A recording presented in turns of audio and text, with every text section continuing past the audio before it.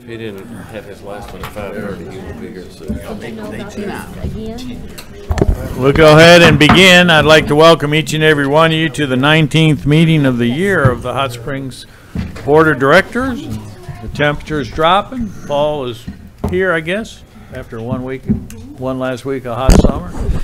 We'll begin with the invocation, which will be led by Assistant Pastor Billy Kitchens from Victory United Pentecostal Church. All rise.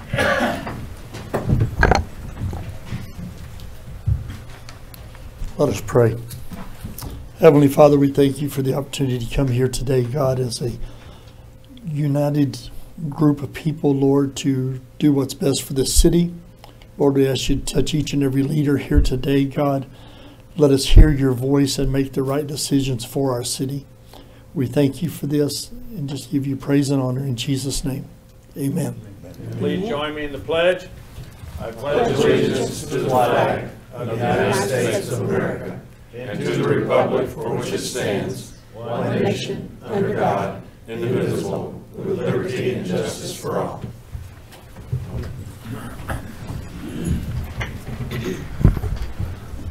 Call this meeting to order. Please call the roll. Director Aaron Holliday. Here. Director Phyllis Beard. Present. Director Marcia Dobbs-Smith. Here. Director Dudley Webb. Director Karen Garcia. Here. Director Steve Trusty. Here. Mayor Pat McCabe. Here. This time I'll consider approval of the agenda. Are there any additions or deletions to the agenda or items on the consent agenda to move to new business?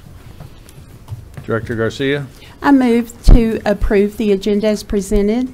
We have a motion and a second to approve the agenda as presented. All in favor signify by saying aye. Aye. Aye. Opposed, same sign. The agenda is approved. Now we'll move on to approval of the minutes of the regularly scheduled meeting on October 1, 2024. Are there any additions, deletions, or corrections to the minutes as presented? Hearing none, I'll entertain a motion to approve. So moved. Director Dobbs-Smith, seconded by Director Trusty. All in favor signify by saying aye. Aye. Aye. Opposed, same sign. Minutes are approved. We have a couple proclamations this evening, and we're probably going to be holding off on one for a little bit, but we're going to call upon our City Director, District 5, Karen Garcia, for a special proclamation. Thank you, Mayor. The City of Hot Springs proclamation.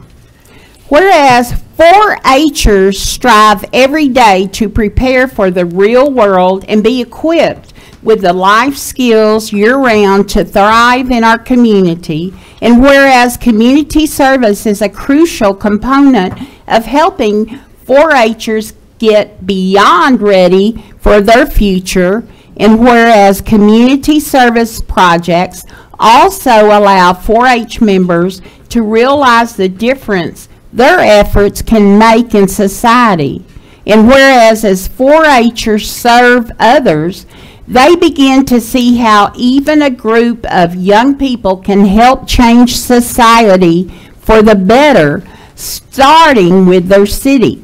And whereas 4-H'ers in Hot Springs spend time all year doing various services. These include ringing the bell for the Salvation Army, gathering supplies and putting together Thanksgiving baskets for those in need, choosing a child from the angel tree to buy for, putting together a coat drive, donating food to area food banks, making cards and visiting residents of local nursing homes, and hosting an ice cream party for the local children's home. And whereas members of 4-H learn to look around them and help those in need, and whereas 4-H can make a positive impact on our community through our heads, our heart, our hands, and health.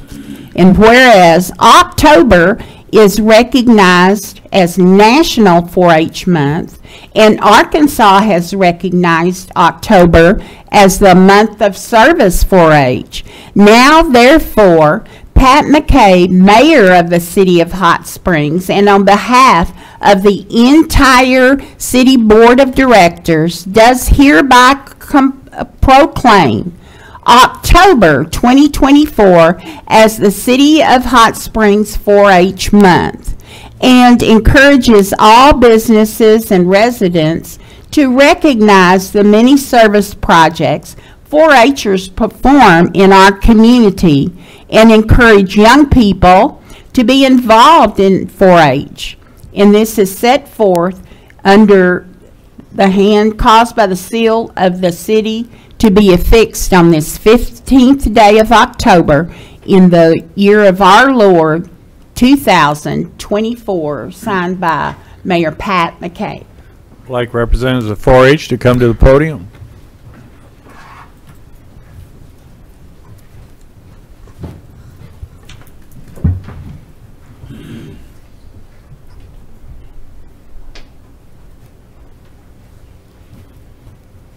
Thank you. Thank you very much. We appreciate this so much, and you know, I can't express what Garland County has done for us. We're very thankful to be supported as we are. And I did bring 2 4-H'ers with me today, and just if you're unfamiliar with 4-H, 4-H is the largest youth organization in America. There's a 4-H program almost in every county in Arkansas, and we are blessed to be one of the biggest. So anyways, I'll let them introduce themselves. Hello, my name is Kane Hunter. I'm the president of the Garland County Teen Leaders 4-H Club, and 4-H has made a huge impact in my life, and it's inspired me to do more things with my life and go in more clubs and just help my community even more. And so I'm very thankful for y'all's proclamation today. Thank you. Hi, I'm Gracie Percival. I'm president of the Barnyard Clovers here in Garland County, and I would just like to thank you all for your time and even the opportunity to have this proclamation made, because this is going to help so many other kids in the county as a whole join 4-H, and we're going to really make a difference in Hot Springs. Very good. Well, thank you very much. Thank you.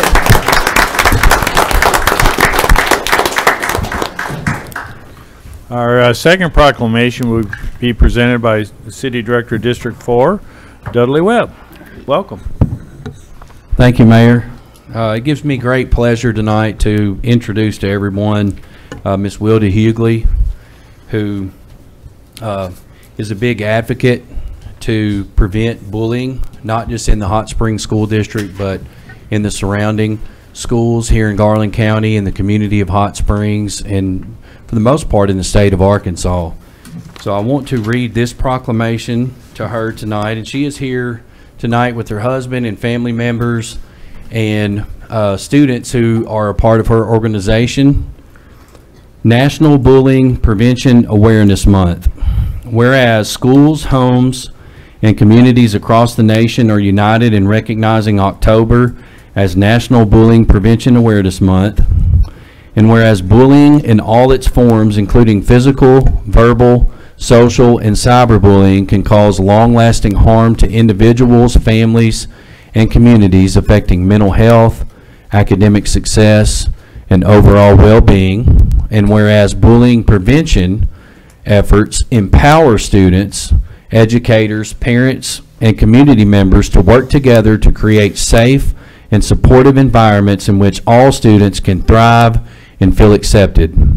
And whereas by fostering a culture of kindness, respect, and inclusivity, we can make a difference in the lives of young people and help prevent bullying in our schools, neighborhoods, and online spaces.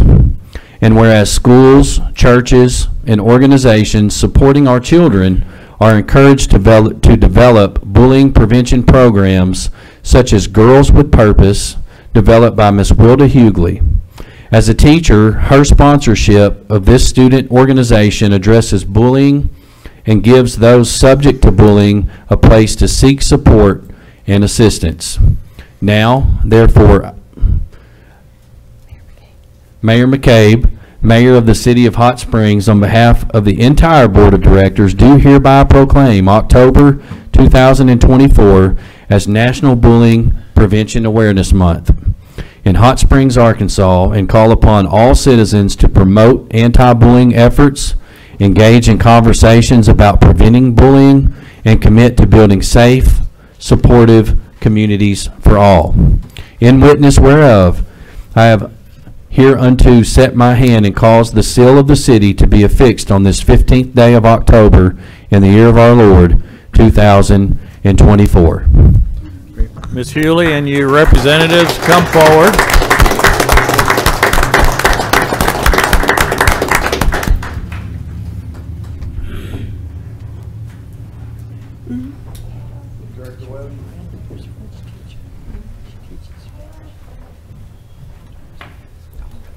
You're also free to say a few words, and we're going to take some photos real quick. Thank you. Thank you. Thank you. Well, I'm Clyde Hughley. I am not Ms. Wilda Hughley. I am her assistant in all that she does. And she told me she would like to have a few words, and I just want to introduce her. And she's going to talk about, for a few minutes, what she's been doing. Mayor McCabe, Mr. Webb, and other board members, ladies and gentlemen, and honored guests, I stand before you today with gratitude and a deep sense of purpose as we come together to acknowledge October as Bullying Prevention Month. This proclamation is not just a recognition, it is a call to action, a commitment from all of us to choose kindness and acceptance to create safer, more inclusive environment for all our children and communities. Stick and stone may break my bones, but words hurt too. Bullying is negative behavior directed by someone who wishes to exert power and control over another person. Bullying affects people of all ages, all backgrounds, and all occupation. It can leave deep emotional scars, slow down personal growth, and disrupt the peace of our community. By dedicating this month to bullying prevention effort, we are shining a light on this critical issue and empowering our community of Hot Springs to take a stand against it. This month, let us remind ourselves of the power of kindness, empathy, and respect. Let us encourage open conversation about bullying and the importance of standing up for one another. Together, we can cultivate a culture where every individual feels safe and valued. I extend my heartfelt thanks for everyone involved in this bullying prevention initiative. Our Miss Victoria's Princesses, it used to be Girls with Purpose, and growing into Miss Victoria's Princesses, and our Hot Springs School District, Miss Trojan Princesses, our parents who have supported us. We got our superintendent not here with us today, Dr. Nehus, Ms. Rasbert, my husband, Clyde Hughley. I am so sorry, I'm almost done. My son, Michael and Caleb, community leaders and activity. And last but not least, my daughter, Katia Hughley. This stop bullying effort all started because of her. She was victimized during her middle school years. Because of her, I decided to fight bullying and to help her become a victor and not a victim, and to also help others to become victorious in this situation. This is what started our Girls in Pink, Girls with Purpose, and now Miss Victoria's pageant to support bullying prevention in our community and in our state. Your dedication and commitment is valuable. Let us work together to provide resources, support, and education to help prevent bullying and promote anti-bullying. As we embark to this month of awareness and action, I urge each of you to take personal responsibility. Reach out to those who may be struggle, lend a listening ear, and be the change you wish to see. Again, together, we can foster a community that not only speaks out of against bullying, but actively works to prevent it. Thank you for your support, and let us make this month one which will continue to be a powerful movement for kindness, acceptance, and inclusion. Let us say together with me, bully no more. Bully no more. Thank you.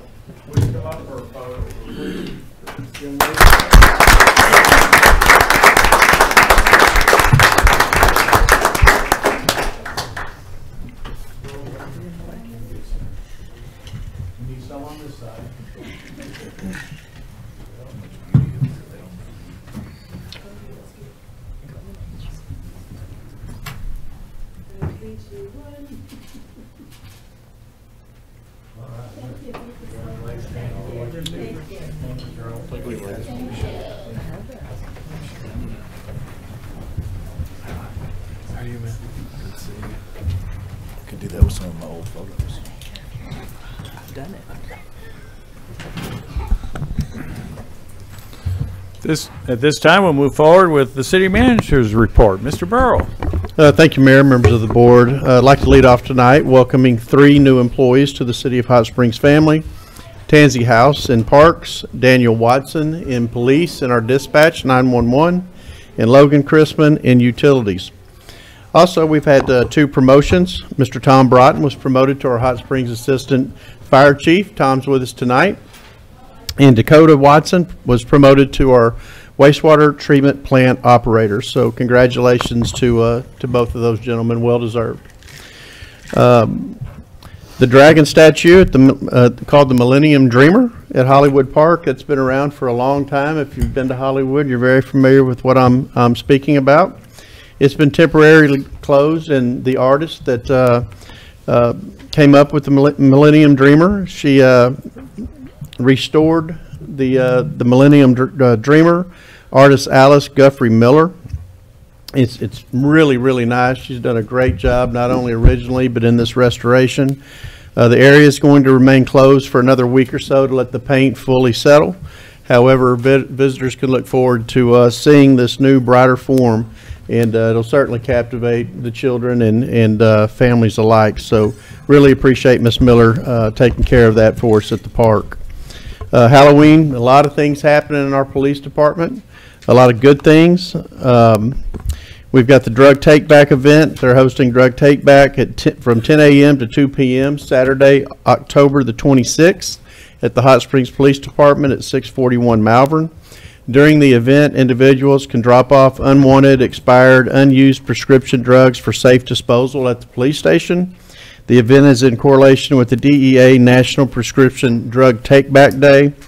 However, for individuals who cannot make it to the event, there is a drop-off there in the front lobby of the police department, and it's a permanent location which is available to the public from 8 to 4 Monday through Friday. I know that that's always been a big event. We appreciate the police department for hosting that. Boo with a Badge is coming up. Hot Springs Police Department is hosting its annual Boo with a Badge event from 5:30 to 8:30. Thursday, October 31st at the world-class Hot Springs Junior Academy. That's at 401 Emory Street. For those interested in donating candy to the event, the Hot Springs Police Department will accept candy donations until the day of the event. You can drop those off there at the lobby, front lobby of the police department, or contact Officer Omar Cervantes at 321-6789.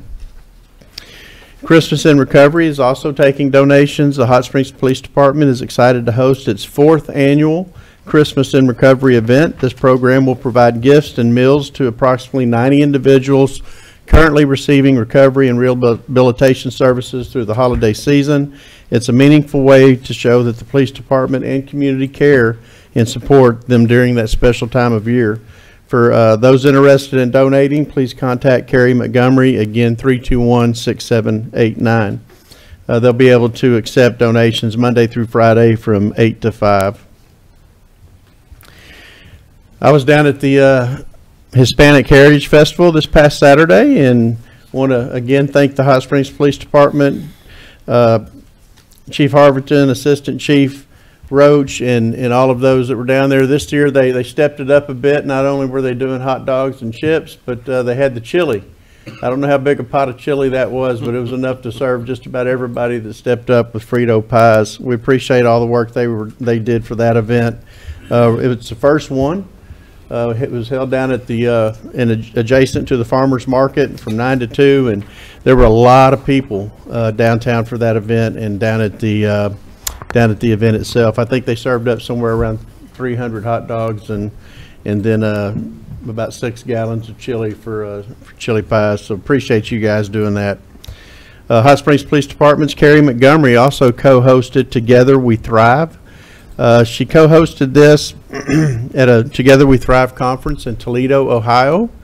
Carrie's done a phenomenal job as our recovery specialist, doing fantastic work.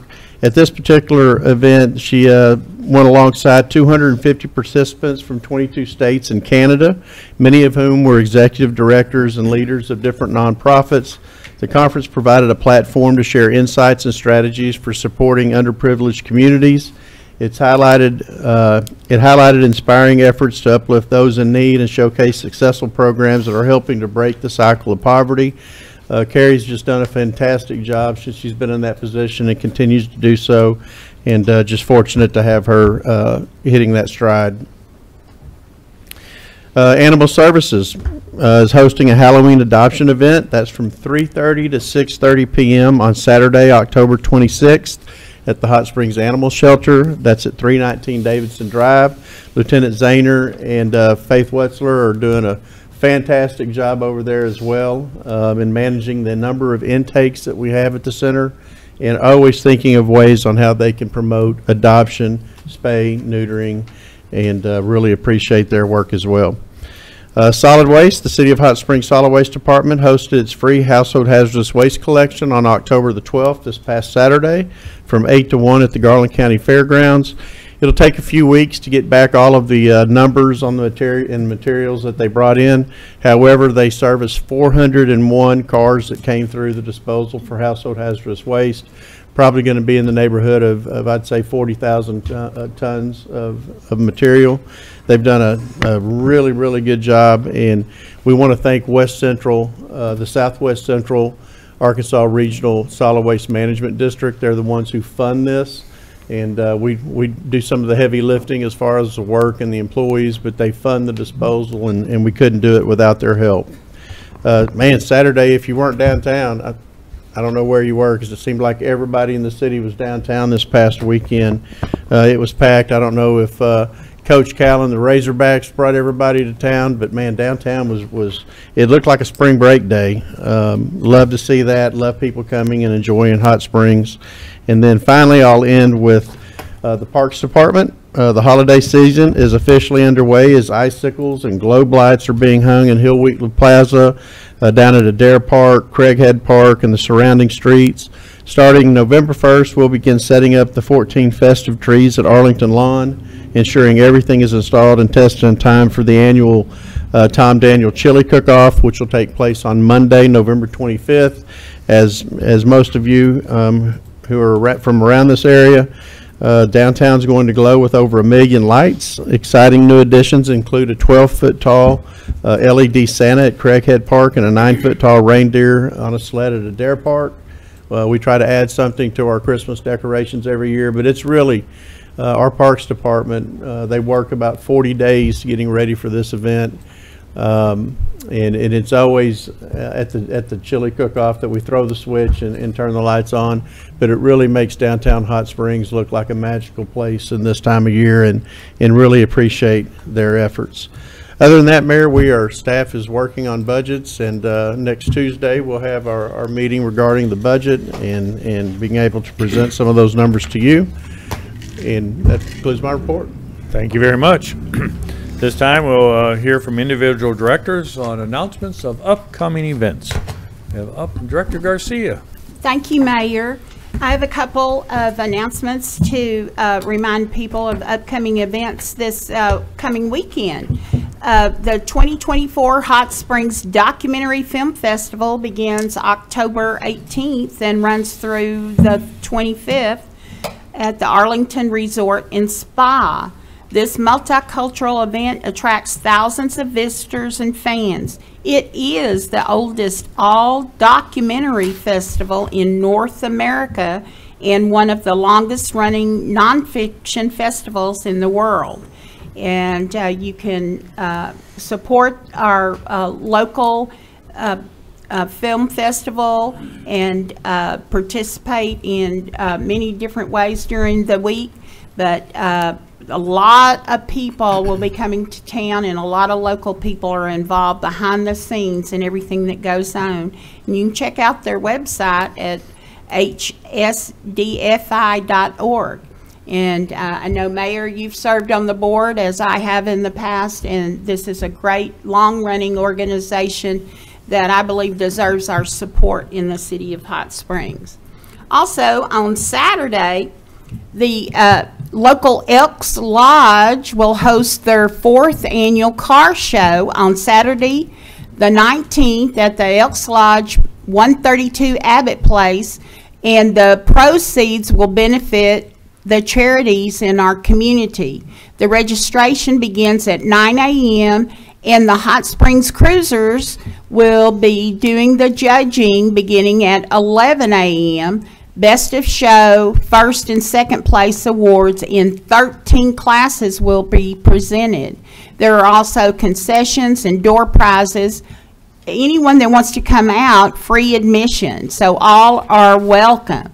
And I've seen a couple of these cars that will be there, including the Yates's 1957 Chevy and Sonny Hines 1965 Corvair convertible, and they're really cool, and there's a lot more. So if you enjoy that, come out on Saturday morning or early afternoon and check out these cool cars.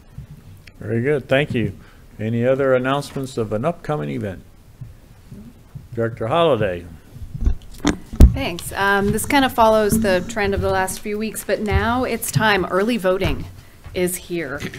So early voting for the general election starts on October 21st and goes through November 1st, Monday through Friday, 8 to 6.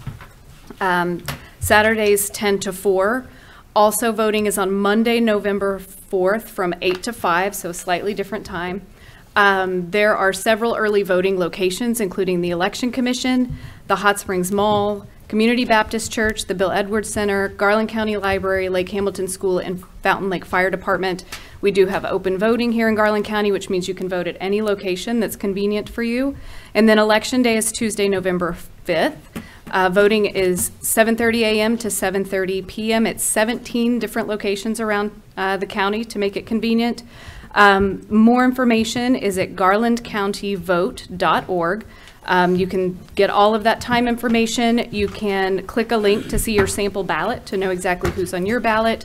And if you need more information about the 3 ballot initiatives, don't wait till you get into the voting booth to read as much text as is going to be there. If you go online to the University of Arkansas Cooperative Extension Service, they have a nonpartisan ballot initiative voter guide, and you can read in plain English what those 3 initiatives are about and do a little bit of homework before you go there. But number one thing is definitely go vote. Your voice matters. Thank you. Thank you. Additional announcements, Director Webb? Thank you, Mayor. A couple of announcements. The first one is for Over the Edge for Jackson House. That's coming up actually this Saturday, October 19th, 528 Central Avenue. You can sign up for Over the Edge at jacksonhouse.org to rappel 75 feet as a leap of love to help individuals in our community. I'll add on to that at 5 o'clock on Friday, I guess they have some kind of kickoff event, and I'll be going over the edge at 5 o'clock on Friday. Back in the day when I was a kid, I was deathly afraid of heights, and but I also needed to work in between undergrad and graduate school, so I answered an ad to build silos in throughout the state of Wisconsin. And so I was at heights higher than this. So after about 2 weeks, I became quite comfortable. So I wish they had me going over the edge at noon, because the sun sets earlier today, and 5 o'clock may not give me enough time to get down. So, go ahead, Director. Thank you, Mayor. I think you've done that before, though, haven't you? I have done it before. Successful. That's why I think 5 o'clock rappelling is too late of a start time for me. The second announcement to share with everybody is Thursday, October 24th at 5:30 p.m. I will be having a District 4 Town Hall meeting. Although it is titled District 4 Town Hall because I am the host and facilitator, it is open to everybody. So regardless of what district you live in, it is an open-tation to everybody that's a resident here of Hot Springs, or even those who are out in our county. This district hall for the 24th at 5:30 p.m. will be held at Oaklawn United Methodist Church, which is at 216 Higdon Ferry Road. There will be food, there will be refreshments, there will be fellowships, there will be some guest speakers. For more information, you can give me a call at 501-285-4655. 5467. But again, District 4 Town Hall, Thursday, October 24th, 5:30. Very good. Thank you. Additional announcements?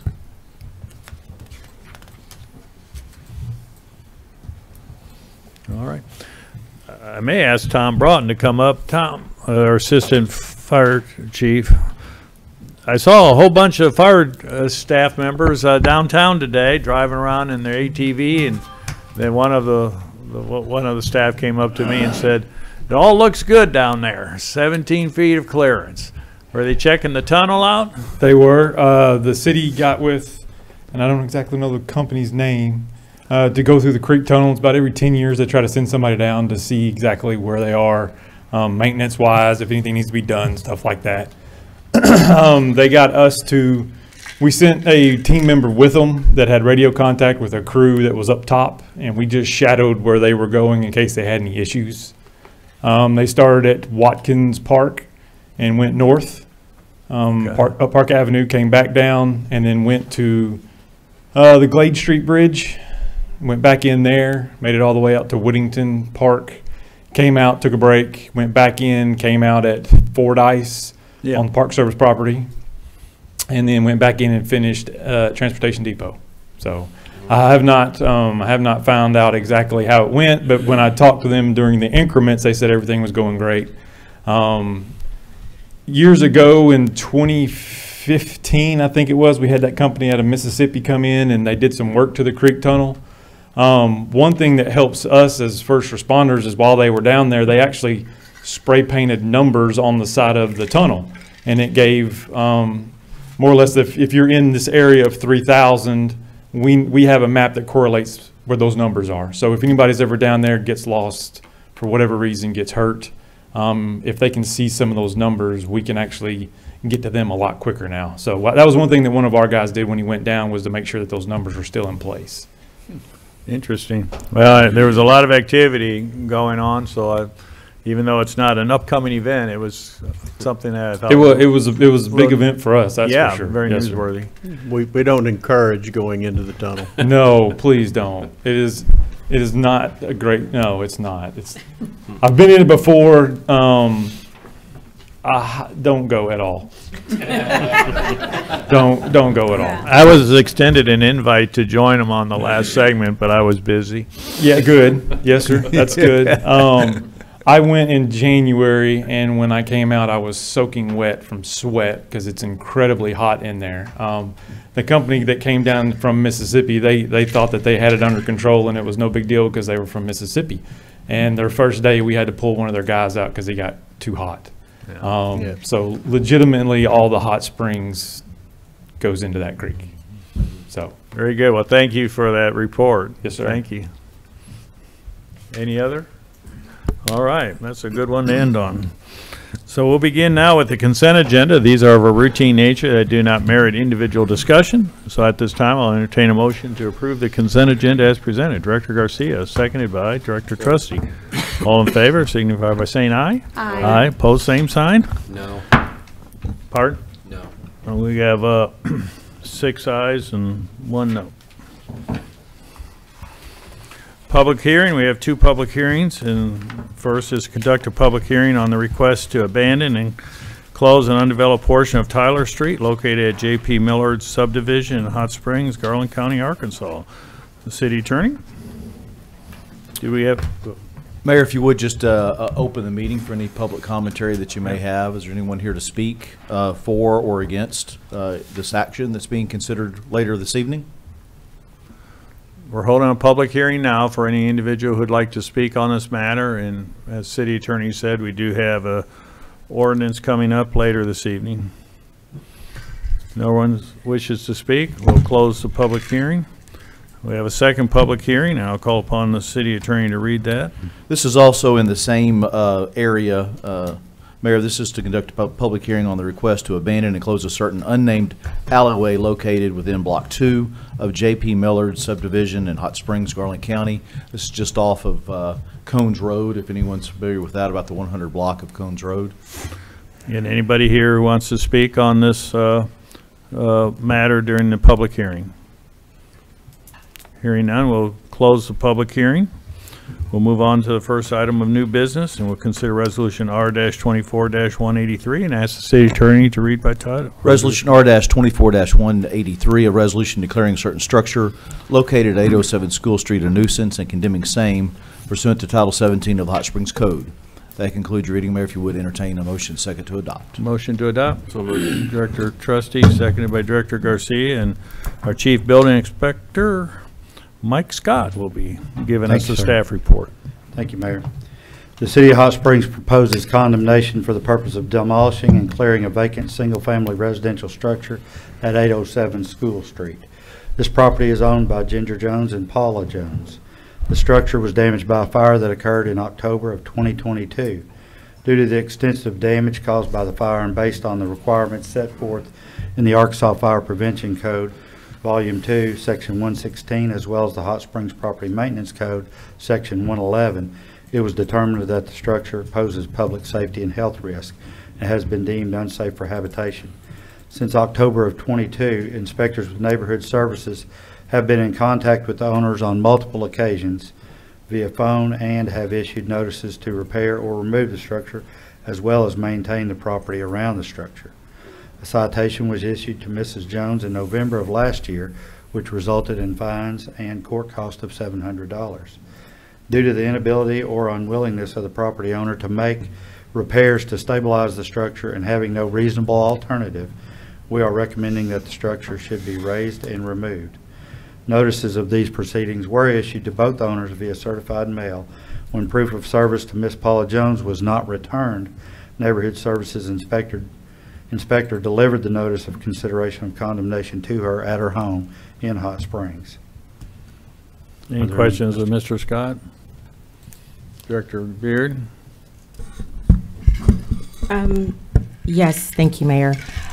I want to thank you for your clarification. I remember a house being taken down last year on School Street, and you said it was the owner, but it was actually the city. So thank you for clarifying that. Now,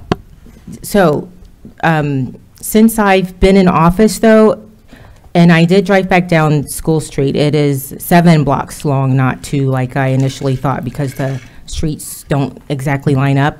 But there have been 3 houses that have been burned down. So we have 608 that the city removed, and then we have 807, which is we're talking about today, and then also 606, according to neighbors, and just how I saw it, looked had been burned.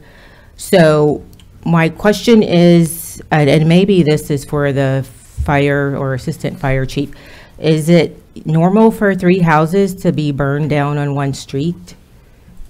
And you don't have to answer that, but I'm just gonna, because you're not doing the fire stuff. But the next question, and someone can share this with him if he is gone, but does the city suspect that these were acts of arson? And is the police working with the fire department to investigate the arsons? Then I would also like to know, what does the investigation, if there is one, what does that entail? Do they talk to neighbors? I talk to neighbors, and 3 houses on a street that's 7 blocks long, since I've been in office, is a bit much for me as the director. And then also, if this was included in the packet, I missed it, but I did not see a fire report. Yes, ma'am, it was in there. I looked today to make sure it was in there. Okay. And the cause of that fire was undetermined. Okay. On the report. And and for the other 3, and that's not for you to answer, of course, but I have to ask. Thank you. Yes, ma'am. Any other questions of Mr. Scott? Director Garcia? I didn't, I may have missed it also, but what was the status of the property real estate taxes on this property? There's no taxes due on that one. So the owners kept the property tax up to date, but has done nothing with the property? Yes, ma'am. And was there any notice or any findings that this property was insured before the fire? I do not know that. That wasn't available. Thank you. Additional questions? Yes, I did. I'm sorry. Did you say there was a fire report in here in the packet? Or I thought there was. I printed one off today, and I had to search for it because it was hard to tell. Okay. So it's just, so far as you know, it's just undetermined, and you don't know if it's included. City Clerk Harmony Morris. Yes, ma'am. It is included in the background section. Okay. If you are looking at page 30 of your packet, you can click on the date 10/31/22. That's the date of the fire. That takes you to the fire report. Okay, thank you. Yes, ma'am. Any additional questions of Mr. Scott? Thank you. Did we have anybody sign up? No, sir. Discussion amongst directors? Please call the roll. Director Holliday? Aye. Beard? No. Dobbs Smith? Aye. Webb? Aye. Garcia? Aye. Trustee? Aye. Mayor McCabe? Aye. Resolution approved 6-1. Moving on to consider resolution R-24-184 and ask City Attorney to read by title. Resolution R-24-184, a resolution authorizing the raising of certain structures located at 846 Park Avenue pursuant to Arkansas Code annotated section 14-56, section 203, and Title 17 of the Hot Springs Code, and for other purposes. That concludes your reading, Mayor. If you would, entertain a motion second to adopt. Motion to adopt. So moved. Director Holliday, seconded by Director Trustee. And the staff report will be provided by Planning and Development Director, Ms. Kathy Selman. Welcome. Thank you. Good evening. This is a report that comes from a resolution passed by the board on September 17th of 2024, requesting the city manager or his designee to engage an independent structural engineer to assess the integrity of structures at 846 Park Avenue and to present any resulting report to the Board of Directors at tonight's meeting. And we do have that report from Crafton Tull engineering firm who did that work for the city. And the report was completed on October 3rd and concludes that the condition of the existing structure is unsafe for stabilization and restoration is not feasible due to the existing conditions of the structural framing, original construction, and cost of restoration. Due to the current condition of the residential structure, as a result of years of neglect, we unfortunately recommend full demolition of the Passmore House. The study was done at a cost of $7,000, and the representative of Crafton Tull is here tonight to answer any questions that you might have. Do we have any questions of Ms. Selman? Any questions? Thank you. Thank you. Board have any questions they want to ask of the Crafton Tull representative? Yep. I would like to ask a question. Go ahead. Crafton, Do you want to ask it to whom? To the engineers, the Crafton Tull. Yeah. Please come forward. Thank you, sir. Please share with us your name and, again, the name of the company. Daniel George, professional engineer with Crafton Tull. Yes, thank you. You don't foresee anything, is there anything that could be done to save this house, to get it back to where it doesn't need to be torn down? No, ma'am. To stabilize it, it would just be, it's really unsafe to even get in there and stabilize the floor on the second floor. The joist have failed and the roof has failed in multiple places. Okay, thank you. Thank you. Any further questions of the engineer? Thank you. Thank you. We have one individual who has signed up to speak on this topic, Mr. Mark Toth, please come forward and restate your name and address, please.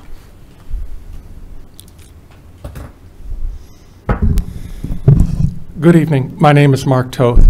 I typically come to talk about the Whittington Valley, but I have friends on Park Avenue who have endured for 40 years the slow neglect of this property. They have had to live with the garbage, the vagrants, the safety issues.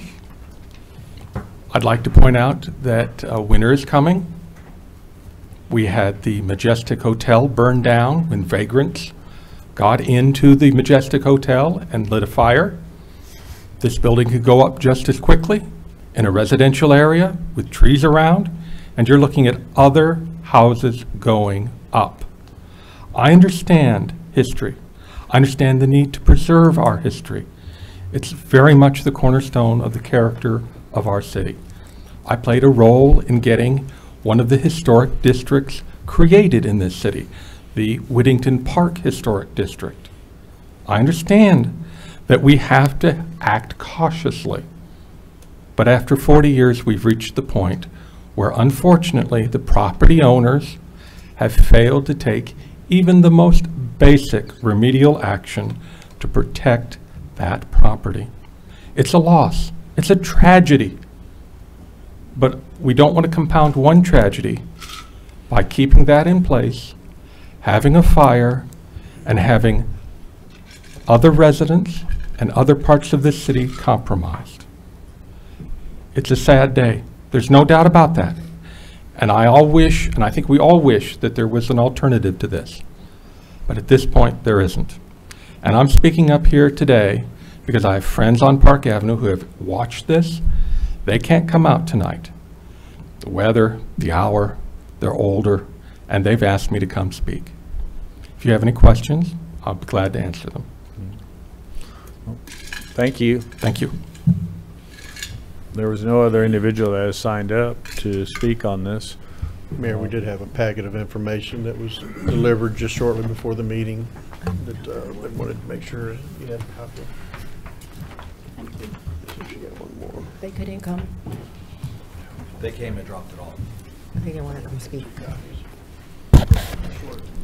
I guess not. Yeah.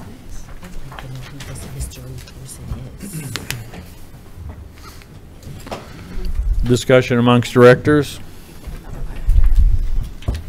Director Dobbs-Smith. I guess my question is there nothing that we can, as a city, can do to not allow this to get to this point? As the speaker said, this has been going on for a very, very long time. The property on School Street, also the same thing. That's been 2 years since that burned. Is there some reason why we don't address this faster? Well, from my seat, I would ask what else is there to do other than to continuously provide notices of deficiencies and violations of the life safety measures that you have adopted in your code, and when that's not taken care of, to take them to court, asking them to be answerable for their failure to do so. In this instance, I can tell you, just in my office, I was able to pull up letters back from 1995. Here's a letter from Bill Wisely to my predecessor in 95, telling us we can't go on his property. Another letter in 1996 from his attorney then, Morris Gist. You're not allowed to come on my client's property. I've got a docket from 96, 02, 03, 05, 06, 06, 06, 06, 13, 14, 15, 17, 17, 17, 18, 18. We tried. Neighborhood Services tried. Court tried. We're here. Additional questions? Director Garcia. This presents a significant public safety issue. There should be no question that the life of any individual child or anyone, whether they're vagrant or anyone wandering upon this property. We are all responsible for our own properties, and when we infringe on somebody else's rights and put someone else's life in danger, where is the owner's accountability? Now then, we have to take taxpayer money to take care of something that owners should have taken care of years ago. This is such a huge public safety issue. There should be no doubt of what we have to do at this time. Thank you. You know, on a broader note, you know, this broken window mentality, yes, there are things that we've tried to do through you know, grant programs and things of that nature, and yes, you want to try to catch those things much earlier. This particular instance, you know, you're talking about 30 years or better. Additional comments, Director Webb? Thank you, Mayor.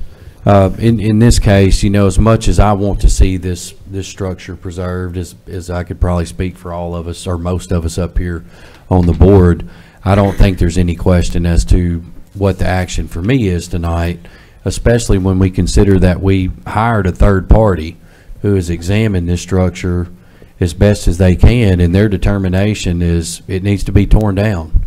I look at what we're dealing with here tonight, and I say, where were the owners 40 years ago, you know, and where are the owners today? I don't think it's fair to preserve sticks and bricks and mortar and put value on bricks and mortar over people's lives. If anything were to happen to this building, it doesn't just have to be a fire. It could be just, you know, just pests and rodents and disease and bacteria. If anything like that were to spread to those who live in or near or around this building, it might break my heart a lot worse than the decision that we're going to have to make tonight. So in my opinion, the building's got to come down. Thank you. Any other comments?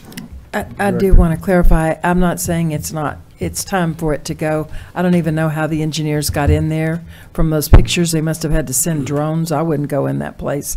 It's literally looked like you could push it over. My question was more, since this has been going on for 30 years, why couldn't we have taken this action to condemn it like we have one on Quapaw recently, where it could have been saved 20, 30, even 15 years ago. Now we've waited until, I mean, the thing is literally anyone who wants to save it now, you need to take a look at the pictures that are on the city's website from the engineering report. It's sad. It's past its time, and it is a danger. I certainly agree with that. Again, one of the issues that we discussed at the previous meetings were our inability to access the property. We were told for the last 30 years, do not come on my property. Without the consent of the owner or without some reason to be there, such as an open permit to inspect or a search warrant issued by a court, we have no lawful right to be on someone's personal private property. And so that's why after your first meeting, when the effort to condemn and declare it a nuisance failed, it was brought back to you with the option of having that third-party professional to be able to look at it, because once you condemned it, you have the right to enter. Up until that point, we didn't. Should this have come earlier? Apparently, but we didn't know the scope of the disrepair.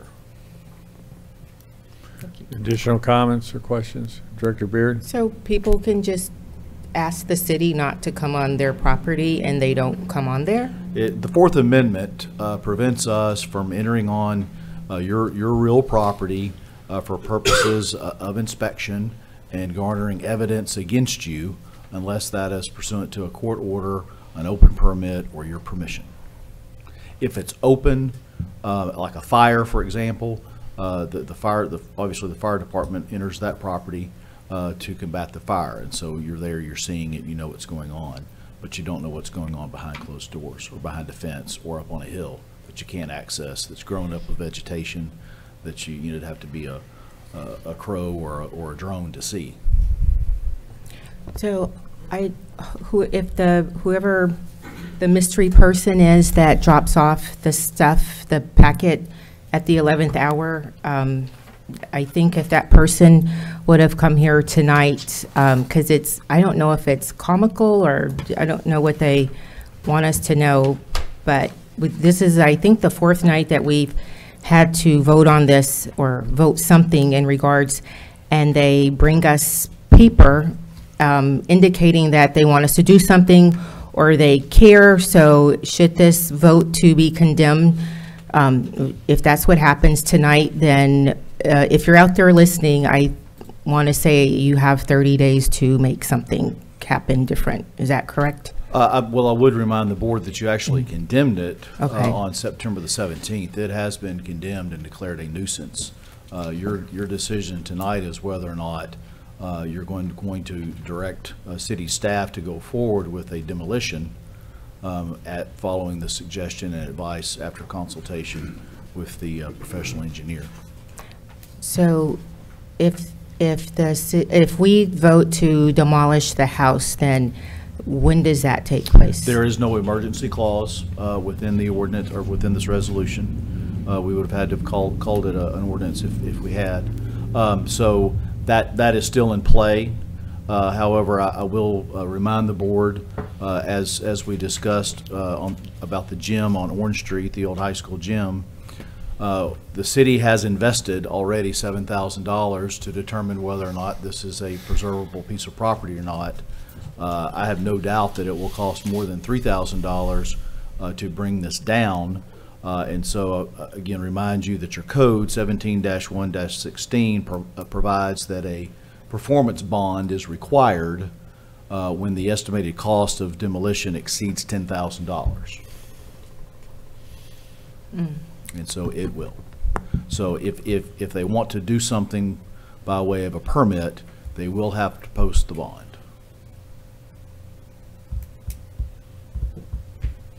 Director Holliday? Thank you. One thing I know that as we've been moving forward, having conversations about a housing strategy, I think that this is one of those situations that can kind of lend itself to that conversation. And I'm just asking as staff moves forward with any of our consultants to, as we're looking at a land bank or a housing bank, you know, whether or not this would have fit, but are there other houses that in advance of needing to be demolished might fall into an opportunity where perhaps the owner could turn the property over to a housing bank. I think the amount of time we've spent on this particular property just says that we need to keep that in mind as we're looking at our housing strategy and the possibility of a land bank and or a housing bank or trust. The other thing I am going to ask of staff, if possible, and I know that Director Selman and I had this conversation before, but as we move forward and have someone or have bids and eventual raising, assuming that's how this vote goes, I do ask that whatever contractor, if at all possible, be very mindful of the gardens and the stone structures and anything else that are very, very established. If someone were to go in there and do greater damage to the land, not just from a stormwater standpoint, but a future value of the property standpoint, we don't want to further diminish the value of the property. Perhaps someone would purchase it, and with those established, that established landscaping, which we all agree needs a little bit of love, but it is established landscaping that I think someone could find very valuable in the future. So I just ask that we ask our contractors to be very mindful of that as best they can moving forward. I think that's a wonderful thought to have. I will caution the board that the expense of doing that on this property is knee deep with trash. Yeah. From the edge of the property to the stair steps of the structure. I know if- there will if- be and- front end loaders digging. And maybe the city manager can direct the staff to take separate, multiple bids, this type of work versus this type of work. But what you're talking about would be literally hands, Well, handwork. And I know that that's unreasonable, and I can't imagine someone, we wouldn't be spending that kind of money, but it is just something that, if at all possible, not to literally strip the property side to side. Because then that takes a really beautiful piece of property that could perhaps have a house built on it, and it's just really not, it wouldn't be as appealing, and it will forever change the landscape of Park Avenue right there as well. So, but yes, I do see what you see in those photos and understand that there is a balance there. But it's just, something I feel needs to be said, because it's already heartbreaking. We're going to lose the house. It would be horrific to have a completely bare hillside in the end as well. So, Additional comments or questions? Anything further under Board of Directors? Questions? Hearing none, please call the roll. Director Beard. Aye. Dobbs Smith. Aye. Webb. Aye. Garcia. Aye. Trustee. Aye. Holliday. aye. Mayor McCabe. Aye. Resolution is adopted. This time we'll consider ordinance O-24-31. I'll entertain a motion and a second to suspend the rules and read by title. So moved. Second. Director Trustee, seconded by, Flip it. pardon? Oh, you made the I motion? made a motion, Director yeah. Webb made the Seconded, motion. second. Director Trustee Director made the Trustee. second. I have a motion and a second to suspend the rules and read by title only. All those in favor signify by saying aye. Aye. Opposed, same sign. Please read by title. Ordinance O-24-31, an ordinance vacating, abandoning, and closing an unnamed alleyway located in Block 2 of J.P. Millard's Addition subdivision in Garland County, Arkansas, and for other purposes. That concludes your reading, Mayor. If you would, entertain a motion second to adopt. Motion to adopt, Director Garcia, seconded by Director Trustee. Let's see who's providing it. Ms. Harmony Morrissey, our city clerk. Thank you.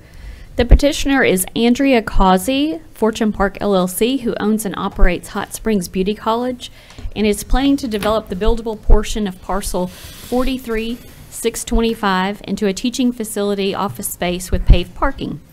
This parcel is up on the TVs. It consists of lot 1, 2, 3, 4, and 5.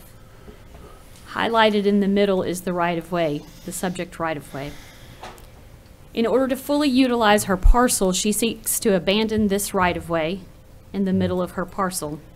The city has obtained an easement for the wastewater line that runs through the northern portion of this parcel. There were no other issues noted by staff, and utility providers have reviewed with no protest received. All other statutory requirements have been met, so if granted, the entire portion of the right-of-way would belong to Fortune Park LLC. I'm happy to answer any questions. Any questions of Ms. Harmony? I'll just add one issue. Your next item is a part of this, but we're having to do it because it's a different owner, but it's the same development that's taking place. Have anybody signed up to speak? No, sir. No. Discussion amongst directors? Hearing none, please call the roll. Director Dobbs Smith. Aye. Webb. Aye. Garcia. Aye. Trustee. Aye. Holliday. Aye. Beard. Aye. Mayor McCabe. Aye. Ordinance is adopted.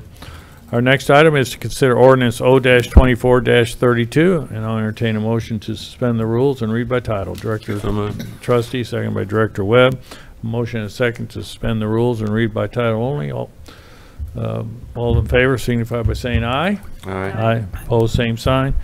Council, please read by title. Ordinance O-24-32, an ordinance vacating, abandoning, and closing an undeveloped portion of Tyler Street located in the J.P. Millard's Addition subdivision in Garland County, Arkansas, and for other purposes. That concludes your reading, Mayor. If you would entertain a motion second to adopt. Motion to adopt. So moved. Director Dobbs Smith, seconded by Second. Director Webb. Let's see, our The staff report again will be provided by our city clerk, Ms. Harmony Morrissey. Thank you, Mayor. As stated previously, this request is also based on Mrs. Causey's expansion plans for Hot Springs Beauty College. She, along with On Our Own Inc., who owns the parcel next to hers, seeks to vacate the undeveloped portion of Tyler Street right-of-way, which is highlighted on the map that's being shown. The city does have a wastewater line located in the northern portion of the Tyler Street right-of-way that's proposed to be closed.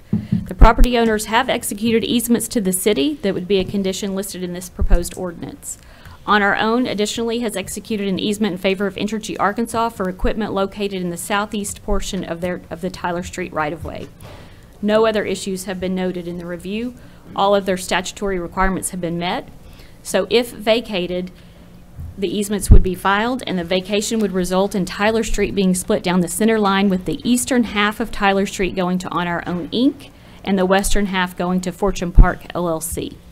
I'm happy to answer any questions you have, and Mr. Burrows is also here as well. Any questions of Ms. Morrissey? Anybody sign up to speak? I understand the property owners here, but No, sir. no. Any questions amongst directors? Hearing none, please call the roll. Director Webb? Aye. Garcia? Aye. Trustee? Aye. Holliday? Aye. Beard? Aye. Dobbs Smith? Aye. Mayor McCabe? Aye. Ordinance is adopted. Our final action item of the evening is to consider ordinance O-24-33. I'll entertain a motion and second to suspend the rules and read by title. So moved. Director Garcia, seconded by Director Webb. I have a motion and a second to suspend the rules and read by title only. All those in favor signify by saying aye. Aye. Aye, opposed, same sign. Please read by title. Ordinance O-24-33, an ordinance amending ordinance number 6499 as related to parking zones and rates and for other purposes. That concludes your reading, Mayor. If you would, entertain a motion second to adopt. Motion to adopt. So moved. Director Garcia, seconded by Second. Director Aaron Holliday. And our staff report will be provided by Deputy City Manager Lance Spicer. Welcome. Thank you. Good evening, board members. This evening, we're proposing an amendment to your recently adopted parking ordinance. We've got really three pieces to this particular amendment, and what we're doing is with the current priority parking spaces, which are delineated on that map there. They are your red spaces. That's mainly your Central Avenue, Bathhouse Row section. Currently, we have a 2-hour maximum stay with $2 per hour. What we're proposing to do after receiving some feedback from the downtown business community, we have presented our parking review a few times to the downtown merchants. I know the city manager has spoken with a couple groups as well, is to offer those parking customers to extend their stay beyond 2 hours. So they'd be able to stay 3 hours and 4 hours. But the parking rate in and itself would be a tiered parking rate. So your first 2 hours would be stay at the $2 per hour. Hour 3 would be up to $4 per hour. Your fourth hour would go to $8 per hour. So your entire parking stay, if a customer extended it to that 4-hour maximum, would be $16 for that maximum parking stay. And that is within your priority zone. Really, you're talking about approximately 260 260 spaces. About 150 of those are located there on Central Avenue as you head to the south of Central. So that's one of the amendments that we're proposing. We're not making any recommended changes to the secondary parking zone, which is depicted, I believe, in yellow on that particular map. That is comprised of about 650 spaces. We're maintaining that at the $1 per hour. There is no posted time limit, so the time limit for enforcement is 8 a.m. to 8 p.m. So the secondary zone in and itself is not changing. One of the areas that we're making recommending a change is there on Washita Avenue. We're naming this the Washita Avenue Priority Zone, and I believe that's depicted as green. What we're going to do is stay with the $2 per hour that is currently in the priority zone, and additionally having that as no time restriction. So $2 per hour, but with no particular time restrictions in that Ouachita Avenue corridor. You can kind of see Ouachita does have some options. There are, I believe it's Blue off to some of those side streets. That's free unregulated parking.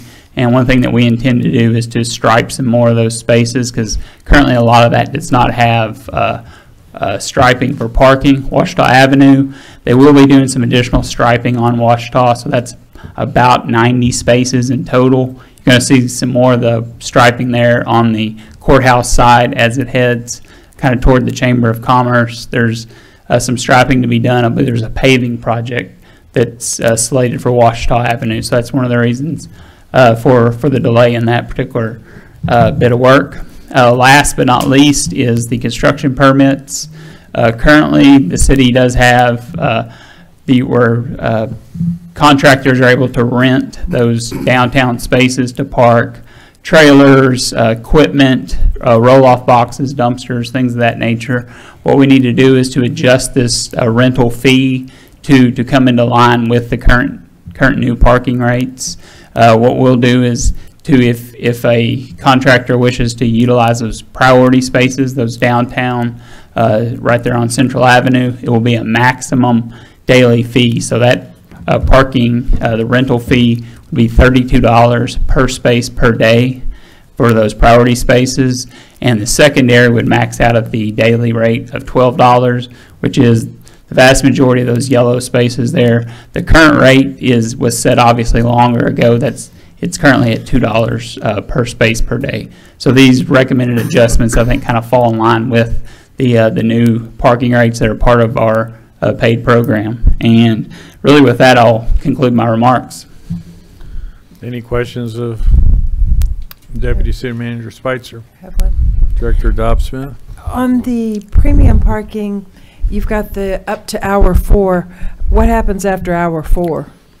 That's your maximum stay that you would be in violation of this parking ordinance and in line for citations. Is that also, you mentioned the 8 to 8, does that include the premium areas as well? Yeah, 8 to 8 is the enforcement period, but the maximum stay that you'd be able to stay over that 8 a.m. to 8 p.m. would be 4 hours per parking session. So if I pull up there at 4 o'clock and then it turns to into 8 o'clock, what happens? I still got to move? Yeah. Yeah. What if I pull up at 8 o'clock? No, I'm sorry. No, you wouldn't move. No. I may have misunderstood. You can stay all night if you're there at 8 o'clock. You just got to move before 8 in the morning? Yes, ma'am. Okay. Yes, ma'am. Or start paying again. Yeah, and no restrictions. Yeah, the parking is from Sundays you get parking off, so it's Monday through Saturday. Thanks. 8 a.m. to 8 p.m. I thought Yes, that's sir. what it was. I just wanted to clarify it. Director Garcia?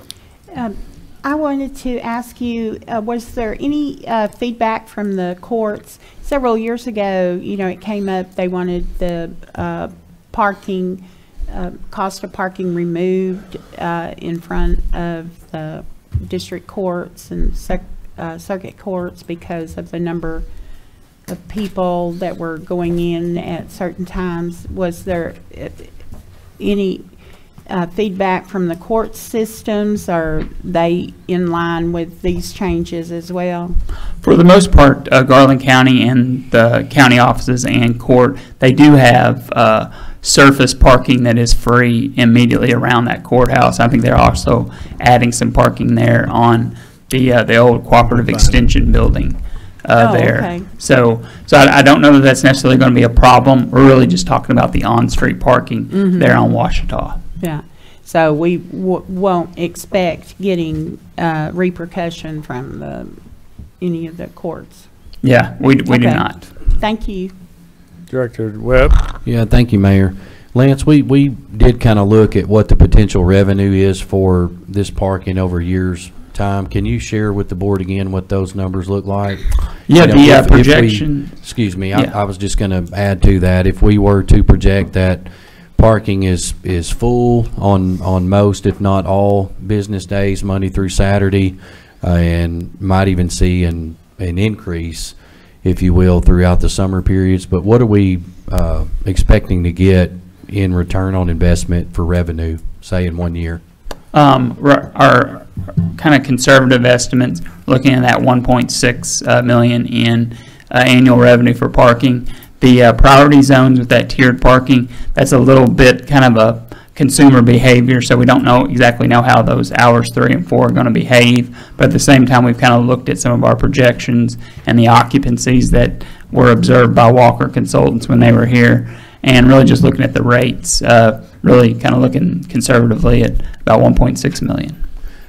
What kind of foreseeable cost could you see the parking be for the city? Like in terms of repairs that have to take place, say for kiosk machines and so forth? What are we estimating on repairs yearly? The annual recurring cost that we'll have with our contract with IPS for those kiosks, and really that's about $37,000 is an annual recurring fee. As far as the maintenance side of things, we do have some spare parts for those kiosks, but they're pretty well made. They are solar powered. We do have some backup batteries, but at this point we don't exactly foresee a lot of maintenance, just based upon what IPS has seen in other areas. But at this point we don't really foresee a ton of maintenance, but we're certainly going to budget for the replacement and the maintenance side of these assets. Okay, and then as far as enforcement for, say, potential citations, or for the city to manage the time that is being given to those who take these parking spots, where is that coming from as far as the enforcement? That'll be housed with the Hot Springs Police Department, and I should have mentioned this. This is one component of the parking ordinance. There'll be a subsequent one that deals with the enforcement piece, which we've been working with city attorney and the police department to kind of fine tune that enforcement piece. Would that be an already established position with the police department? And if that's the case, would this particular officer just be charged with enforcement of parking, or would this be an on-beat officer who also has to swing by and check parking? I'm trying to determine how much salary it is for the enforcement. There shouldn't be an increase in salary. Is it a meter maid, say, for example? There shouldn't be an increase in salary at all. Our objective is to try to use the technology to help us with the enforcement. In other words, if you have an overtime parking violation, this technology will send a notification through the app that you're using to pay for your parking, or through the information that you punched into the kiosk in order to afford yourself the right to park there. We'll send a notification even before the time has expired, to give you an opportunity to move. If you don't move, then you'll get another courtesy notification that says that you have violated, and you'll have an opportunity to pay a lower civil penalty for that violation, without having to go through the citation process and involve the courts and additional people, which we're using those people now. So I would hope that it would lessen the load on the police department. That's a good incentive. So altogether, there's one person on staff who's charged with the enforcement of parking, and at what salary is that person on? That I'd have to defer to the chief. I think he's got a CSA. We do have one additional staff member. Pay grade 9, I'm told, is already on staff. Yeah. We've got a half. Well, actually, it's a half FTE. We've got a part timer right now that does the meters. That position's going full time in the traffic division. That will help support this process from a technical standpoint, and then the enforcement, as Lance mentioned, will be coming to you at a later date. That's going to be through PD. So if it's one person and a potential part-time, and the one person that's full is on a pay scale of grade 9, you said? Yeah, I believe that's the community service assistant. Off the top of your head, what is that per year salary? You know, I mean, I can look into it if you want. Yeah, it'll be in your about 50. It'll be next Tuesday when we have your meeting. You'll see it. I'm just trying to put together numbers. So I mean, sure. if we were to hit you know, in projected revenue per year at 1.6 million. And then we incur a yearly cost of $37,000 for the program to be operational for the kiosk. And then we've got one full-time person who's taking care of the enforcement at pay grade 9, which should be somewhere around, would you think 50, or is 50 too high? I mean, I to be completely honest with you, I think you're all in with your expenses, counting your less than 100, right?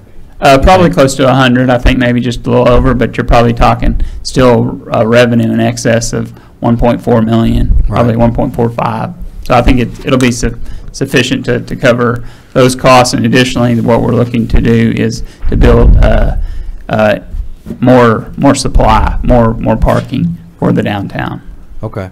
Director Garcia? Well, if you'll recall, in our financial reports for last year, we had a loss with our parking garage just under 400,000. So it's not going to overall net out all of that gain. Sure. We're trying to cover losses now. So, and with all assets, there should be a percentage being laid back for improved replacement and refurbishment in the future when those assets wear out. So it's not like we're going to have a big windfall of extra money. We've got to cover our costs, cover the losses we've incurred the last few years with our parking.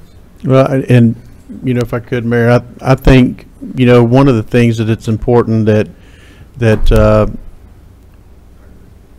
people that are watching understand or go back and see this particular meeting. We've said it in many meetings leading up to today that we've had with various organizations.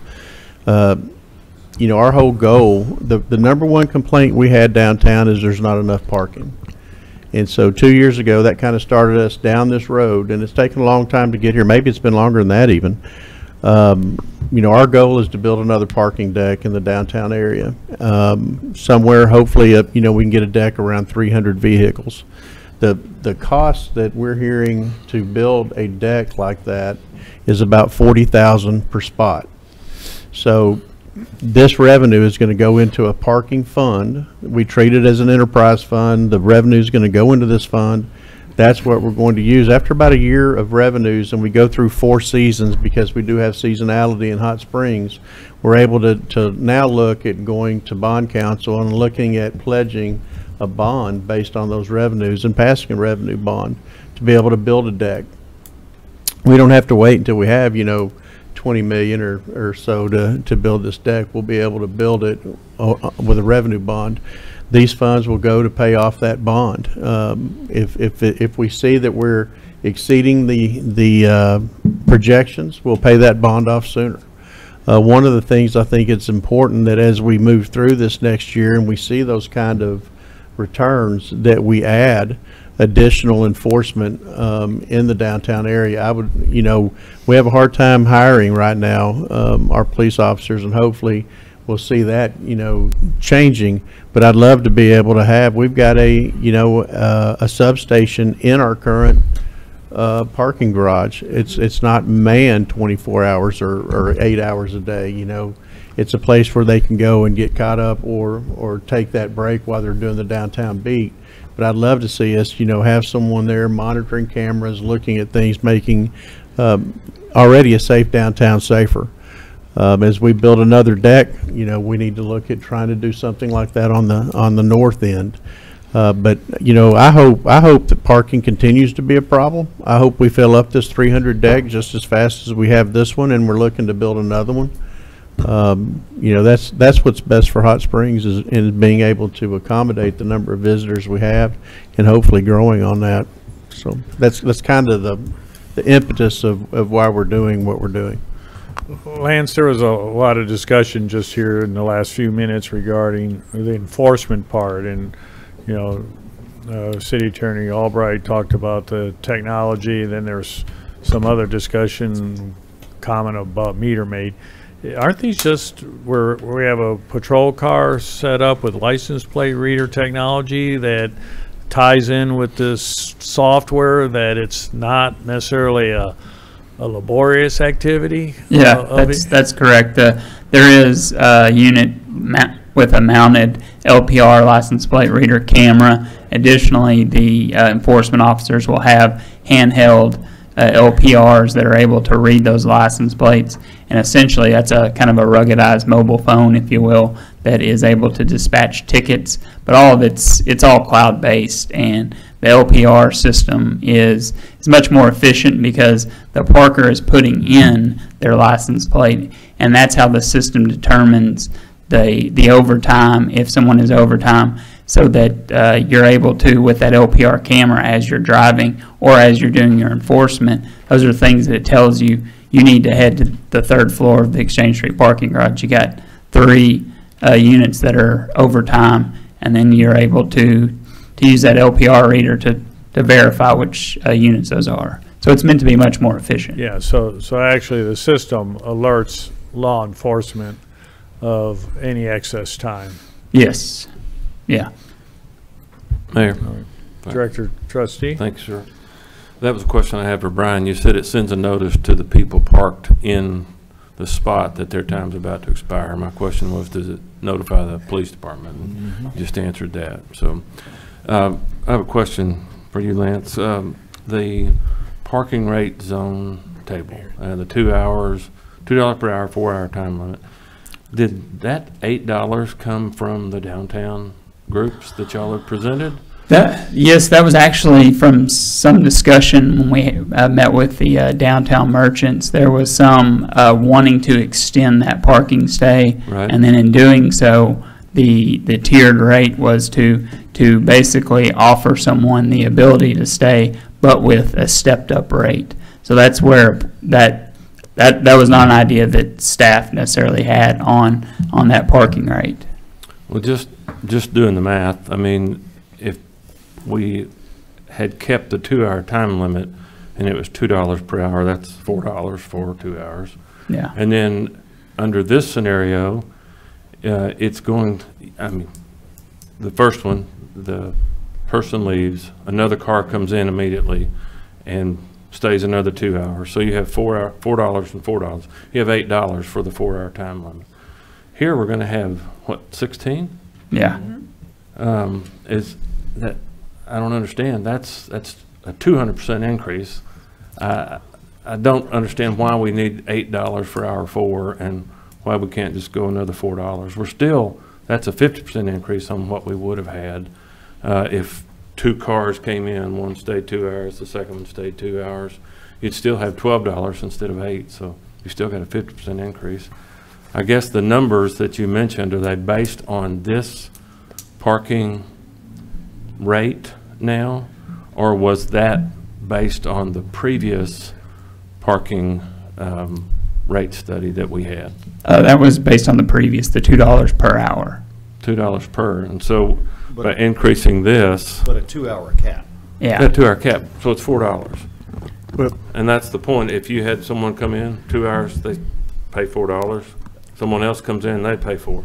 That's $8 for that 4-hour period, and now we're talking 16. So the revenue is going to be either higher, or we could adjust this. Well, again, the goal is to also have turnover in parking spots. So it's a disincentive to stay there for that fourth hour. I mean, they might want to stay the 3rd hour.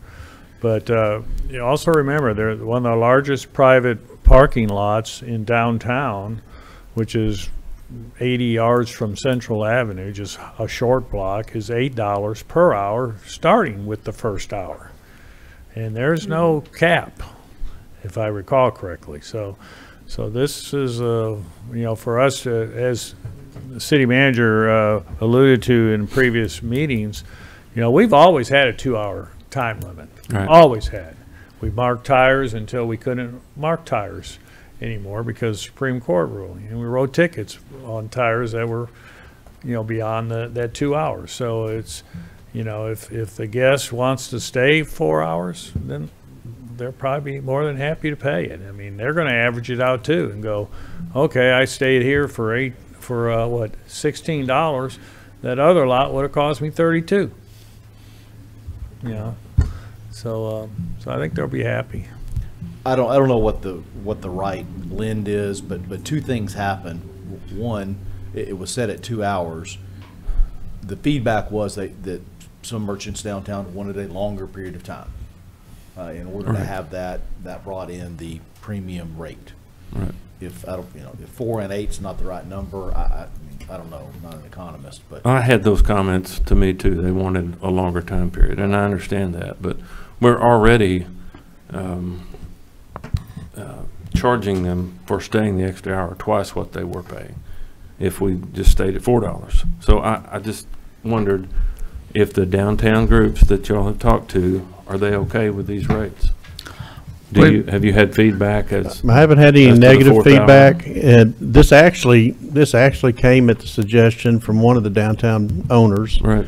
That had been to a couple of places that had this type of tiered cost per hour, and we talked about it, and it seemed like people seemed to like it. So that's kind of where we went with it.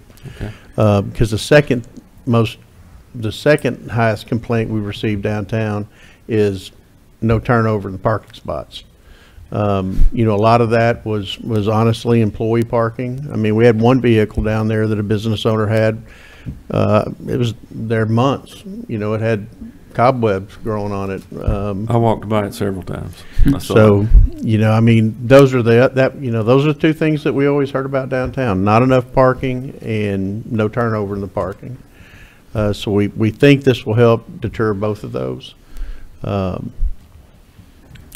of the things that the parking study did not take in consideration was 75% discount for employees. So, I'm not sure how all that blends, and that's one of the things that Lance and I have had many discussions about, and I think we've even said it in here. We don't have any history. We don't have any data. One of the things I've said in just about every meeting I've had is where we start is not going to be where we finish. Right.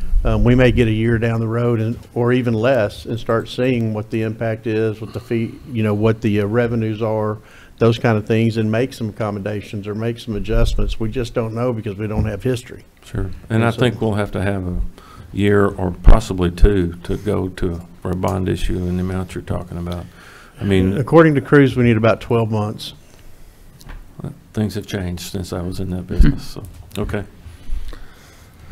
Well, and again, the start time on this is after the holidays, right? Yes, Early sir. January 1. I appreciate that because you don't want to have Merry Christmas and here's your ticket because you're local and you just don't understand it. You haven't got your app. You're downtown looking at the lights and Merry Christmas.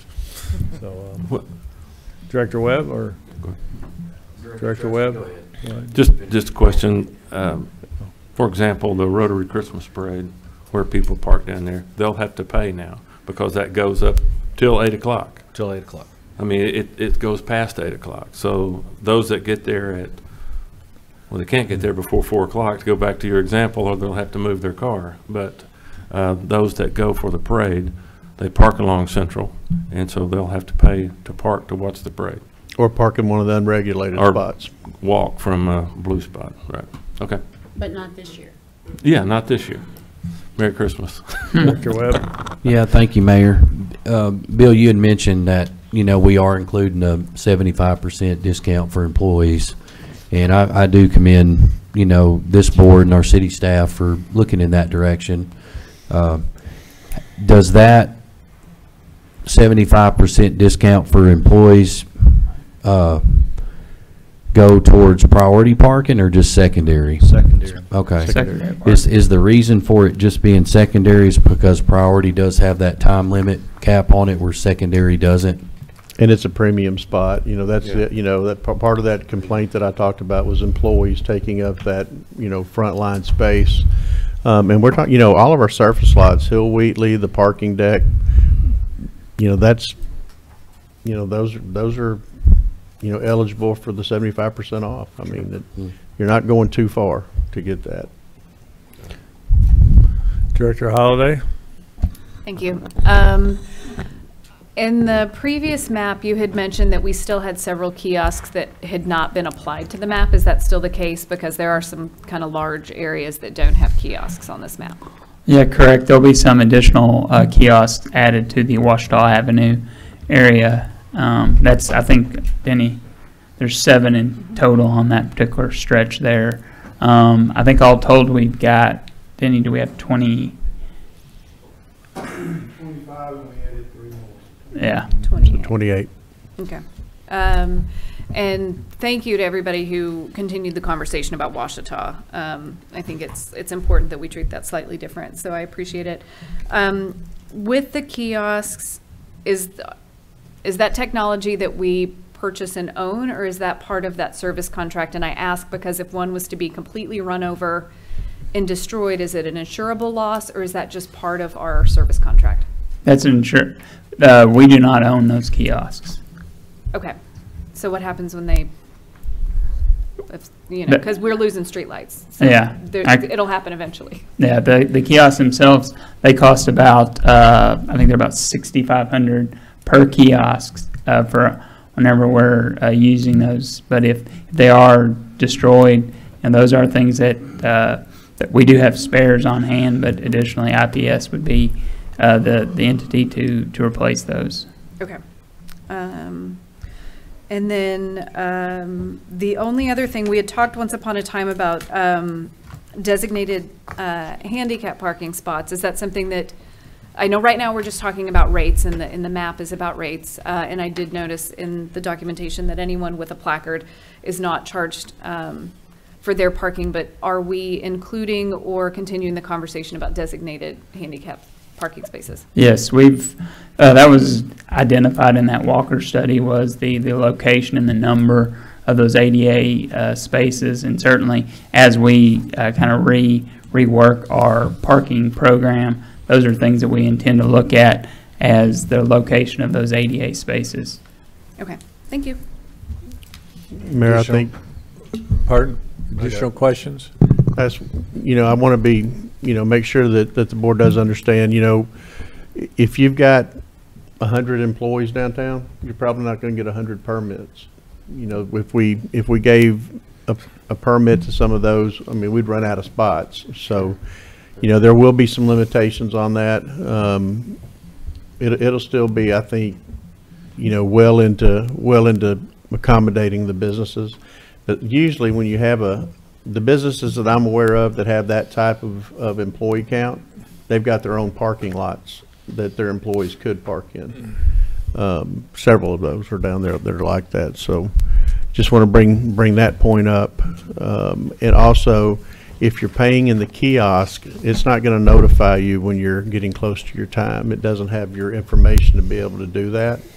We're gonna certainly encourage people to use the app because it'll give you a notification that you're running out of time. It gives you the ability to add time, and it gives you the, as we move into enforcement, you'll have the ability to potentially pay a civil penalty on your phone before you ever leave town.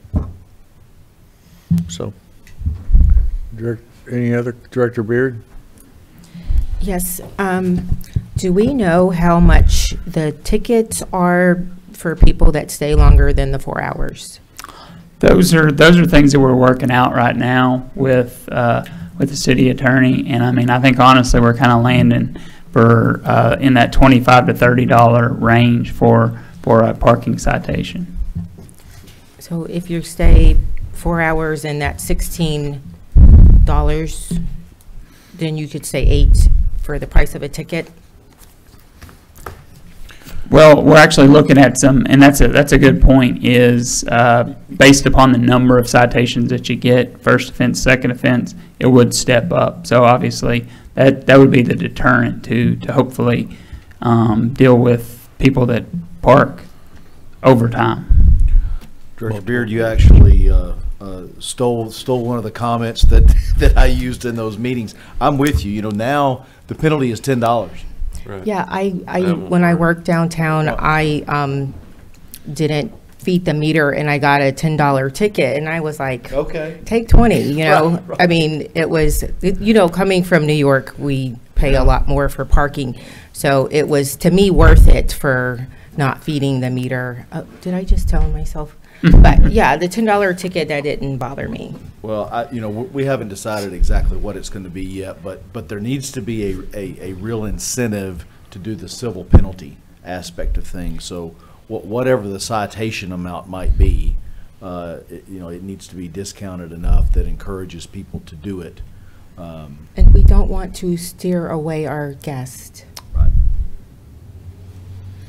Just as a point of reference, I got an overtime ticket in Little Rock. It was $25, and I forgot about it, and I got a bill in the mail for $50. That's what we're looking at. It doubled quickly, and let me tell you, that $50 went right back in the mail immediately because it was going to be $100 after, I think, another 10 days, 2 weeks, something. So, yeah, I wish I had been able to just on my phone at that moment pay the $25 and move on, because I was busy and went about my life and totally forgot. I owed twice as much. Back in the days when people carried what my father called folding money, we used to have little mailboxes on, every block had a meter with a box, and you could, get the little and stick the money in and go, mea culpa, sorry. You don't have that kind of stuff anymore. They still do at a boat ramp, I think. Voluntarily. Any further questions or comments any questions of Mr. Spitzer? Well, you've been up here a long time. Thank you. My foot fell asleep. All right. So anybody sign up in the audience? The 3 people that are in the audience. Anybody? No, sir. No? Any discussion amongst directors? Call the roll. Director Garcia. Aye. Trustee. Aye. Holliday. Aye. Beard. No. Dobbs Smith. Aye. Webb. Aye. Mayor McCabe. Aye. Ordinance is approved 6-1. That completes the action items for this evening. We'll move under board commentary. Directors, items for discussion. Any item for discussion? Director Beard. Thank you, Mayor. I have 3 things. The first one, I wanted to know to the city manager, if we have a date for the landlord-tenant summit. Okay. No, we do not. Okay, thank you. And then the second thing, going forward, I would like for the chief or assistant fire chief to make himself available when there is a vote regarding a condemnation in District 2 for a property that has been burned. Thank you. And then the third comment or thing, I would like to give a report. I want to do a report from the International City Managers Conference that I attended September 21st through 25th. And I also have a disclaimer. I have no desire to become a city manager. We have an excellent city manager, but I have an intense hunger of how city and county governments work. My good friend Parnell Van once told me, Phyllis, the more you know, the harder it is to get rid of you. Parnell Van is the Magnolia mayor and the president of AML. I gained a treasure trove of knowledge at the International City Managers Conference in Pittsburgh, September 21st through 25th. I'm fortunate to attend at conferences so I can meet others in government affairs who can advise and share their experiences in overcoming common challenges municipalities face around the country. I went to a lot of informative workshops and met a lot of fascinating professionals. I just wanted to highlight 2 people I met who both shared services that might be useful to us here in Hot Springs. I met an executive at Spatial Data Logic who shared the benefits of how our city using an app that would help streamline and standardize how residents deal with various departments would save. This app also would save inspectors hours of travel times and reduce phone calls to the city staff. And maybe this parking thing, we could talk to them and find out. The app also would allow residents to easily report nuisances and code violations and down trees or illegal dumping. This would also include a permit portal for residents to apply, pay, and track the status of their permits online. This would not be a replacement, but a great addition for residents who use apps like many millennials and would help them become more engaged in the community. I also met an executive from Decker Technologies, which has an STR listing monitoring system that captures 99% of STR activities across the country. They have been tracking tourist destinations, and they've had their eye on Hot Springs. They warned that the city is losing money in tax revenue. Now, I know how passionate code enforcers are when residents don't pay liens on their properties. It turns out STR owners are also stiffing the city on tax revenue, according to Deckert. And the meeting that you all had while I was gone, Director Webb asked how many STRs we had, and I think you were told about 420 or 423 STRs were registered. However, according to Deckard, they show that Hot Springs has at least 650 STRs. That's more than 200 STRs that are operating under the radar. Deckard would identify these offenders and work with the city to reduce non-compliance and increase tax collection. According to their calculations, Hot Springs lost out on $220,000 in taxes last year. I would like to see extra I would like to see that extra revenue go toward addressing our homeless crisis.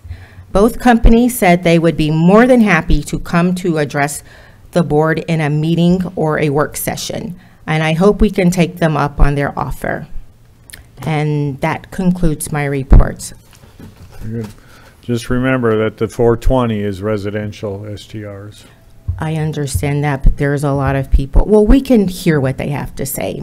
I'm just saying, the difference between the 400 and the 600 is going to be those who are in commercial. Well, we know that there are a lot of people that aren't paying their taxes on the STRs as well. I'm familiar with Deckard. We actually looked at them as we were looking at the companies we were going to commit to the board or submit. I've had conversations with them since that trip. Very, very familiar with that company. Director, trustee. Thank you, Mayor. It was my privilege to be at a grand reopening of Cajun Boilers a couple, 3 weeks ago. And the owner, Ms. Gabe, what's his last name? Do you remember Cajun Boilers owner? Okay, that's all right. Gabe is his first name. I don't remember. Maybe Golston is his last name. But he got to talk about the fact that the project took several months longer than originally planned, and the fact that it was much more expensive than it had originally been planned to be, but that everything was together. They had grand, I think it was October the 3rd is when I was out there. Well, anyway, he started talking. He said, you know, people told me that the city would be difficult to deal with. I'd run into problems getting permits and inspections. And I just kind of lowered my head a little bit. But he said nothing could have been further from the truth. He said that city department, all the departments that he worked with, he had nothing but compliments about them. They came up with some great suggestions for him, saved him some money in the long run. And so I told him that I would publicly pass that comment on, and please extend my thanks. I'm sorry Kathy's already gone, before we could get that announcement made. But they are very, very pleased with their experience with the city. So I stood back up and thank you, Mayor.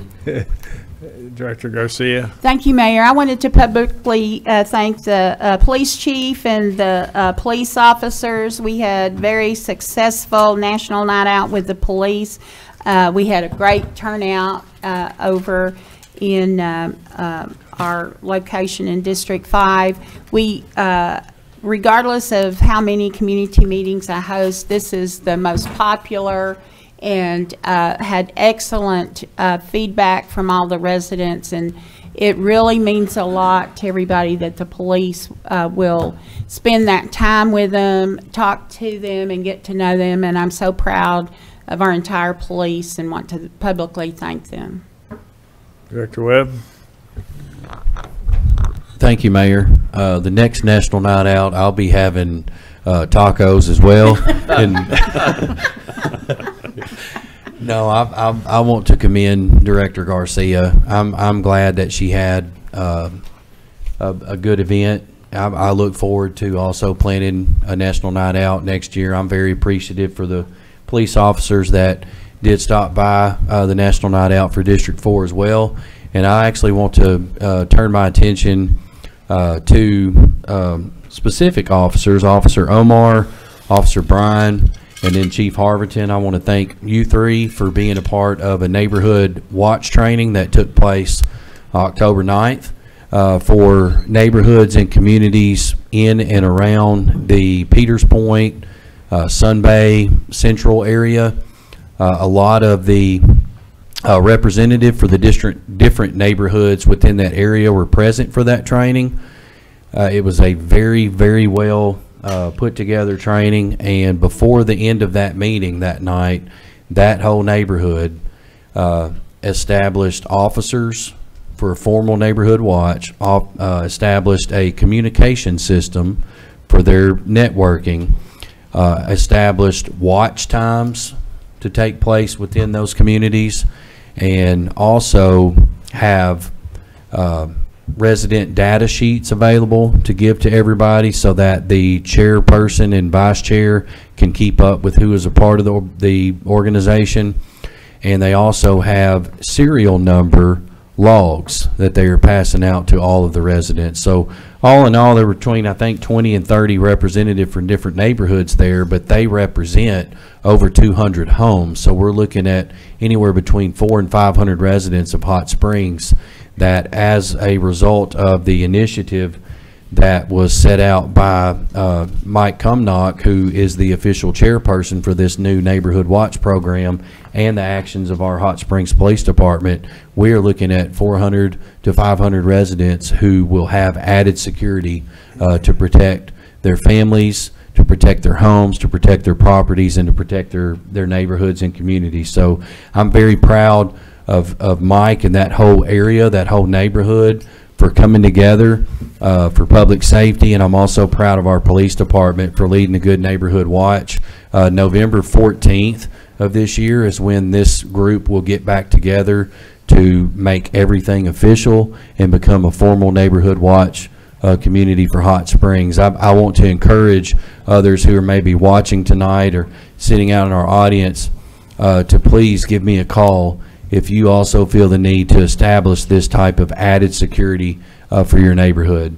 If any of you feel like, hey, this is our time to also get added security, please give me a call, and I'll be more than happy to work with you to establish a date and a time to get together with our Hot Springs Police Department for training.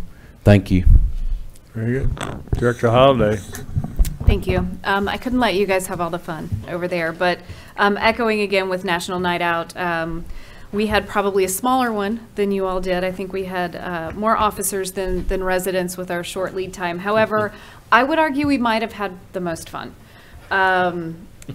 We had some really good sports with our officers. They learned some crafts at Emergent Arts. We actually have a video of our police chief playing guitar. Not sure you knew anyone videoed that, but sitting in the gallery playing guitar. We had several paper flowers, tissue paper flowers made. Bill has a beautiful one in his office. But yeah, we had a lot of fun, and it was great. You know, the people who were able to attend, it was a lot of fun. So thank you guys for being good sports and coming and hanging out. And also to echo what the city manager mentioned with Hispanic Heritage Festival. I believe that Ouachita Behavioral Health and Wellness will continue this annually. I'm looking forward to it. I was there doing some arts and crafts activities for Dia de los Muertos.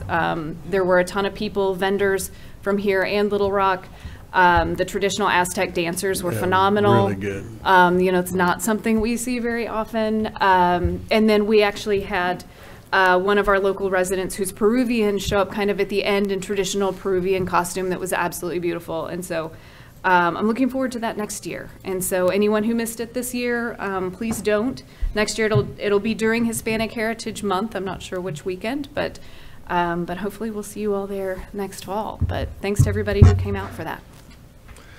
I was able to attend the City Director District 1 National Night Out, and I took a picture on my way out of my vehicle, personal vehicle, surrounded by 6 police cars.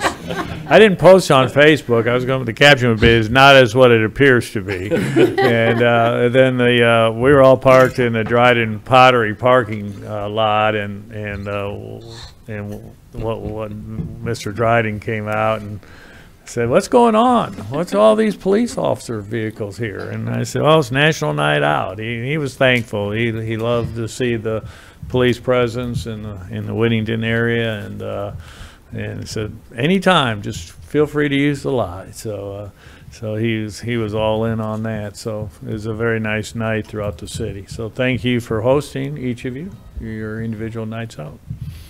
Anything further? Yes, Director Garcia. Thank you, Mayor. If there are no other comments, I move to adjourn. Second. We got a motion and a second. All in favor, signify by saying aye. Aye. Aye, opposed,